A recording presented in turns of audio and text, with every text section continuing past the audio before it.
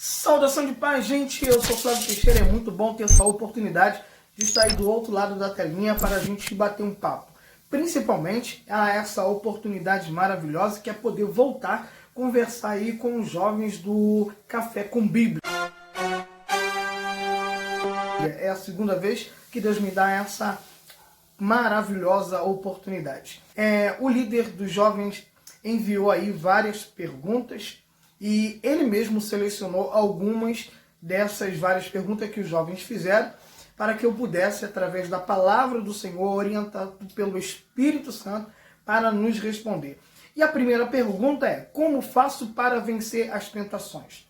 Lembrando que, como a gente está aproveitando a oportunidade e também lançando esse vídeo aqui no IGTV e também no YouTube, eu quero aproveitar aí, você que está assistindo pelo YouTube, gostaria que você agora clicasse aí no joinha, dando o seu like.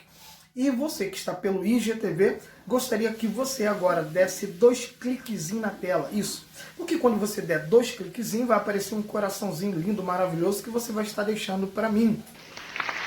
Brincadeira.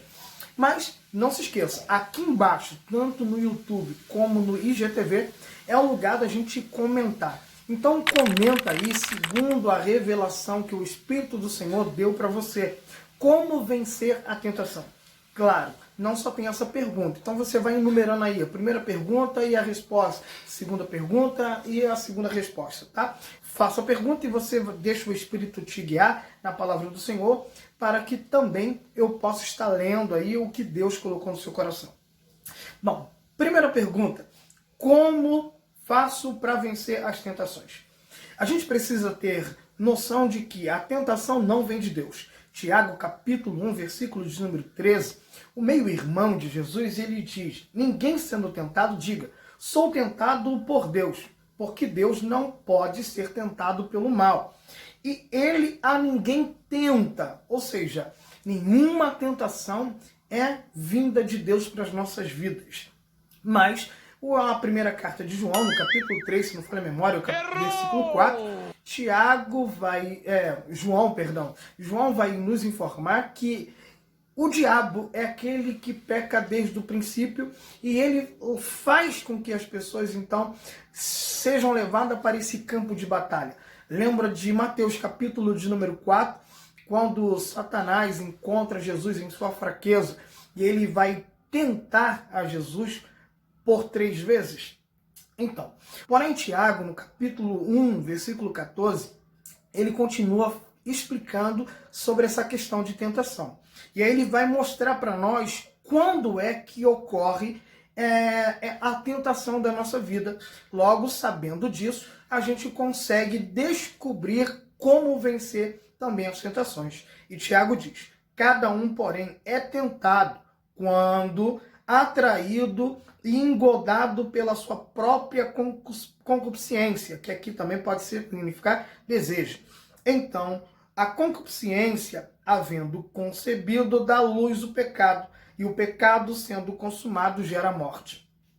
Para a gente entender melhor o que Tiago está explicando, a gente vai lá no princípio, em Gênesis capítulo de número 4, versículo de número 7, quando Deus vai conversar com Caim acerca do seu pecado. E aí o texto diz: porventura, se procederes bem, não há de levantar o teu semblante?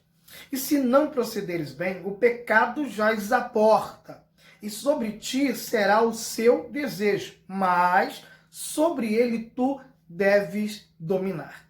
Bom, é muito fácil o que Deus está falando aqui para Caim. Deus está dizendo: Caim, há um mau pensamento em seu coração, pois o pecado está batendo à sua porta. Então, que pecado é esse? O desejo interior que tem dentro de você. Só que Deus vai dizer e vai dar uma receita para ele. Esse desejo que está batendo à sua porta, você deve dominá-lo, controlá-lo. Porque se você não controlar os teus desejos vão te controlar. Então, aprenda a dominar, a controlar os teus desejos. Ter desejos é uma coisa. Deixar ser influenciado por eles é outra coisa. E aí o texto continua nos revelando algo, mas sobre ele tu deves dominar. Ou seja, você tem força para dominar esses desejos que estão dentro de você. Não pense que não. Você já está com mal intenção. Qual é a mal intenção de Caim? Levar Abel para um campo, lugar secreto. Deus está deixando bem claro que esses desejos eles podem ser controlados, dominados, guardados. E aí, é justamente o que Paulo vai falar em Colossenses capítulo 3, versículo de número 5. Mortificai, pois, os vossos membros que estão sobre a terra. Quais membros são esses? Que pecados são esses? A prostituição, a impureza, a afeição desordenada, a vil concupiscência e a avareza, que é a idolatria. Por isso que o mesmo Paulo vai aconselhar o jovem Timóteo, dizendo na sua segunda epístola, capítulo 2, versículo 22. Não se deixe ser levado pelos desejos da juventude. Ou seja, Timóteo, por mais que você tenha os desejos que os jovens têm, você consegue controlar esses desejos. Afinal de contas, você não é um animal irracional levado pelos seus desejos. Você consegue controlar esses seus desejos. Mas se você não conseguir controlar esses desejos, o pecado estará sobre ti e ele vai gerar a morte. Segunda pergunta, vamos lá, para a gente não ficar muito comprido aqui. Como posso evangelizar meus amigos e membros da família sem ofendê-los ou afastá-los? Eita!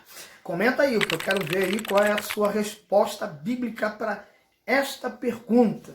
E se você ainda não deu 2 toquezinhos na tela, poxa, este é o momento. Dê 2 toquezinhos na tela. E se você estiver aí pelo YouTube, deixa o seu joinha aí, tá bom? Bom, eu vou estar lendo seu comentário e também vou fazer print e colocar no meu story aí para a galera poder também acompanhar as suas respostas. Então, vamos lá. Resposta que Deus colocou no meu coração. Como posso evangelizar meus amigos e membros da família sem ofendê-los e afastá-los? A resposta está em Atos capítulo 1, versículo de número 8. Mas recebereis poder do Espírito Santo, que há de vir sobre vós, e ser-me-eis minhas testemunhas. Ou seja, a melhor forma de você evangelizar sua família, seus amigos, sem ofendê-los e afastá-los, é você sendo testemunha viva de Cristo. Não precisa você trazer aquela mensagem da ira vindoura de Deus. Se conserta, senão Deus vai te condenar. Na verdade, todos nós já nascemos condenados. Na verdade, todos nós já somos filhos da impiedade. Na verdade, todos nós já somos inimigos de Deus. Mas, quando nós reconhecemos a Cristo, passamos a ser amigos e servos de Deus. Então, logo, a melhor maneira de você evangelizar essas pessoas é você dando bom testemunho, mostrando que você, de fato, é um cristão. E o que é cristão? É um pequeno Cristo. Ou seja, é você se parecer tanto nas suas atitudes com Cristo, que as pessoas olham para você e dizem, mas ele é Cristo. Quase isso. Mas você se torna um discípulo onde você reflete a imagem de Cristo sobre a sua vida, sem precisar usar palavras e pregações de ira, de criando contenda. É só você ser uma testemunha viva. É como Paulo disse lá na carta aos Coríntios, vocês são as cartas lidas pelos homens. Ou seja, todo mundo vai olhar e saber se você tem bom testemunho ou um péssimo testemunho. Afinal de contas, a gente sempre ouviu dizer, sempre disse também, né? É pelos frutos que conhecemos se a árvore é boa ou má. Vamos lá, última pergunta. Por que precisamos confessar nossos pecados se eles já foram todos perdoados?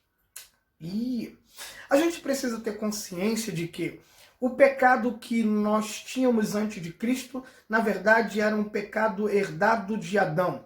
Pois, como diz o apóstolo Paulo em Romanos, todos pecaram e todos estão destituídos da glória de Deus. Por que todos pecaram? se eu não sou culpado do meu pecado? O meu pecado estava sobre Adão. É por isso que nós somos pecadores, já nascemos em pecado. Por quê? Nós somos pecadores herdados de Adão, nosso pai. Mas em Cristo, o segundo e último Adão, os nossos pecados foram justificados, redimidos e perdoados. Sendo que o pecado, a palavra pecado significa errar o alvo. Então, quando eu peco, na verdade, eu estou errando os meus propósitos de vida. E por isso eu preciso me arrepender e voltar para o caminho dos meus propósitos. Por isso que Tiago, no capítulo 5, versículos número 16, um texto que a gente conhece muito de cor, que é só o final do texto, né? A oração do justo pode muito em seus efeitos. Efeitos em quê? Efeito em quem? Efeito como? É só você ler o texto. Confessai os vossos pecados uns aos outros, para que sarareis. Ou seja, quando eu erro o alvo, na verdade eu estou me ferindo, eu estou me machucando. Quando eu deixo de pisar num caminho aplanado, em um caminho reto, em estar andando com Cristo, logo eu vou pesar em abrolhos, em espinhos e vou me ferir nos meus pecados. Vou me ferir nas minhas próprias escolhas. Por isso que o contexto é muito importante. A gente não pode esquecer que texto sem contexto é um pretexto para ser jogado no cesto de lixo. E o que diz o contexto? Versículos número 15 do versículo 5 de Tiago.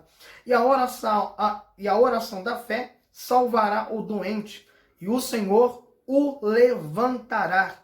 E se houver cometido pecados, ser-lhe-ãos perdoados.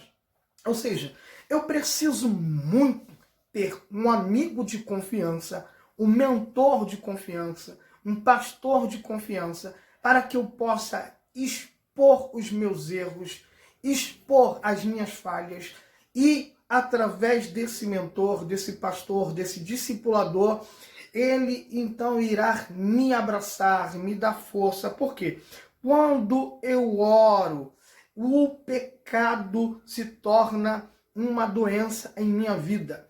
Por isso que tem muita gente que não consegue se livrar do pecado e vai repetindo os mesmos pecados. Por quê? Ela não procurou alguém para confessar. Ela não procurou alguém para que ela possa deixar de vez esse pecado e demonstrar de fato que está arrependido. Como diz lá o homem sábio em Provérbios, aquele que confessa, falou, expôs, agora também precisa deixar o seu pecado. Porque aquele que confessa e deixa, alcança a misericórdia do Senhor, como bem diz Tiago aqui. Porque e o Senhor levantará. Porque quando eu confesso minhas falhas, quando eu falo os meus erros, o Senhor me coloca de pé. Por quê? Eu estou demonstrando a minha fraqueza. E como diz Paulo em 2 Coríntios capítulo 12, a partir do versículo 10, ele diz, é justamente quando eu estou fraco, que é aí que o Senhor é forte em mim. Por quê? É na minha fraqueza que o Senhor mostra a sua força. Porque eu estou confessando que sou falho, preciso de força. E essa força vem do Senhor. E o Senhor me levanta. Além de me levantar, Ele me perdoa. E perdoar aqui é deixar de vez os seus pecados.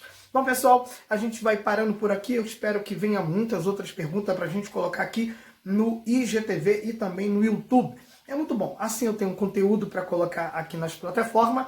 Também é um meio de poder estar se relacionando, comunicando com vocês nessa quarentena. E é muito bom também de poder me sentir útil para a noiva de Cristo, que é você e eu.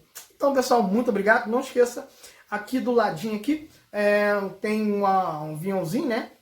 Clica nele, joga esse vídeo lá no seu story, para que seus amigos também possam vir aqui, curtir, 2 coraçãozinhos, e também possa aí deixar o comentário deles. É muito bom poder estar sendo útil para a Igreja de Cristo. Não esqueça, hein? Eu vou estar fazendo print do comentário de vocês e jogando no meu story também.